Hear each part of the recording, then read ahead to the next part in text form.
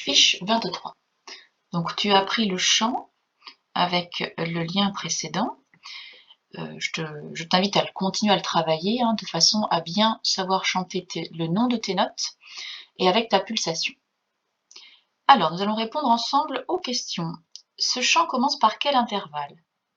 Donc un intervalle, je te rappelle, c'est la distance qu'il y a entre deux notes, donc ici, entre les deux premières notes, qui sont Do et Fa.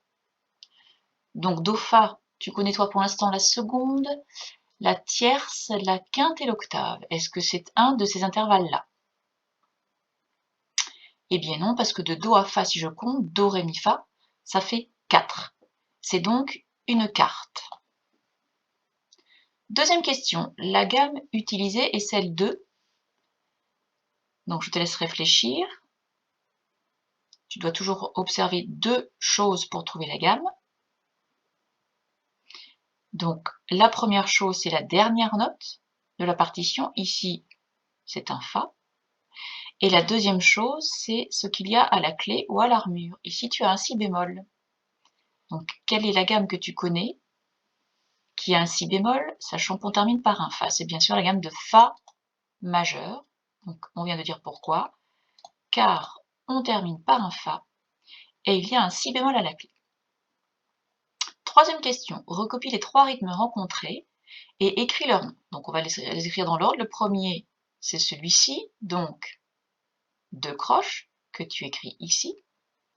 Tu écris leur nom en dessous, 2 croches.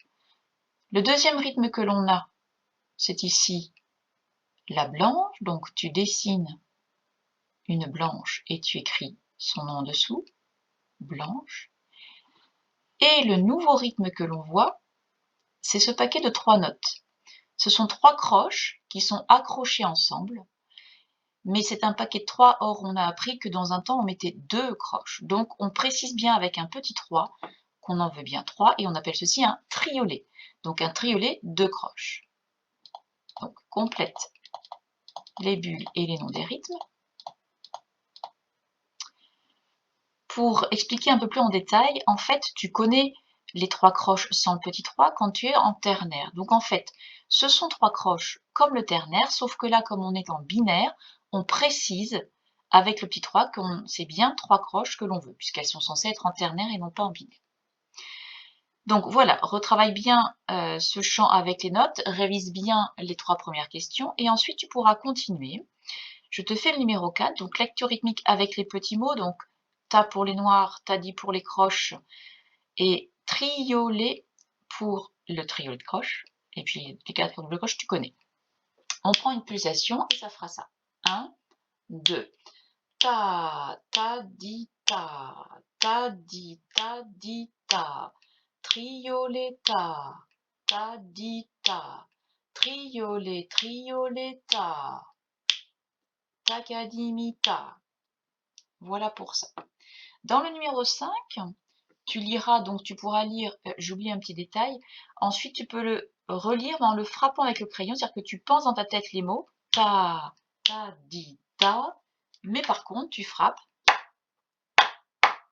etc. Numéro 5, toujours du rythme, mais cette fois-ci avec quelques notes, pas beaucoup, des notes conjointes, mais toujours avec le triolet.